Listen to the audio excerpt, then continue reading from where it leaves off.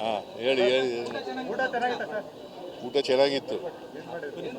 ಹಾಂ, ನೀವೆಲ್ಲ ಏನು ಊಟ ಮಾಡಿದಿರೋ ಅದೇ ಊಟ ಅವರು ಮಾಡಿದ್ರು. ಇವತ್ತು ನಾನ್ ವೆಜ್ ಊಟ. ನನಗೆ ಹುಷಾರಿರಲಿಲ್ಲ, ಸೊ ಹಾಗಾಗಿ ಜ್ವರ ಇದ್ದದ್ರಿಂದ ಬಾಯಿನೂ ಕೆಟ್ಟೋಗಿತ್ತು.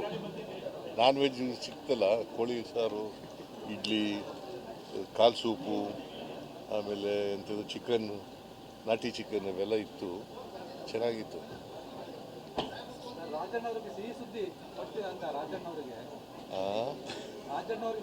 ಸದಾ ಕೊಡ್ತಾವ್ರೆ ಅಲ್ಲಿ ಸಿಹಿ ಸುದ್ದಿ.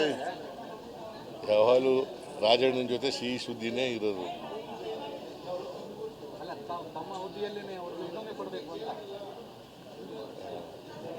ಅದಾಯಿತು. ಈಗ ಬೇರೆ ವಿಚಾರ ಮಾಡಿ, ನಾನು ಹೈಕಮಾಂಡ್ನವ್ರ ಜೊತೆ ಮಾತಾಡ್ತೀನಿ. ಮಾತಾಡಿ. ಬೇರೆ ವಿಚಾರ ಏನಾದ್ರು ಇದ್ರಿಯಾ?